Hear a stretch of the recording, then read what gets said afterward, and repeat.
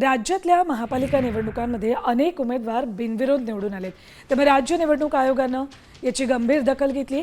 या प्रक्रियेत उमेदवारांवर दबाव होता का याची शहानिशा करण्यासाठी आयोगानं जिल्हाधिकाऱ्यांकडून सविस्तर अहवाल मागवलाय। भयमुक्त वातावरणात निवडणुका पार पाडण्यासाठी आयोगानं हे पाऊल उचललंय। ठाणे आणि पनवेलमधील बिनविरोध निवडीमुळे सध्या राजकीय वर्तुळात मोठी चर्चा सुरू झाली आहे। अधिक माहिती घेऊयात आमचे प्रतिनिधी शिवाजी शिंदे यांच्याकडून। शिवाजी, निवडणूक आयोगावर याआधी मतदार याद्यांमुळे प्रचंड आरोप प्रत्यारोप होत होते, आता मात्र हे स्तुत्य पाऊल निवडणूक आयोगानं उचललंय असं म्हणायचं?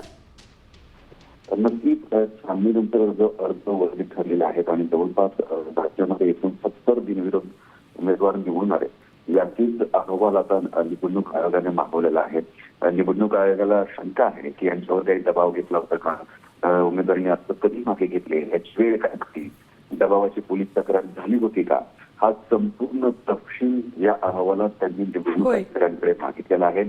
त्यामुळे जे बिनविरोध आलेले आहेत त्याचा सगळा निर्णय आता पुन्हा राज्य निवडणूक आयोग घेईल, कारण त्यांच्यावरती कुठला दबाव होता का, काय विशेष कारण होते का, याची छाननी सुरू झाली आहे।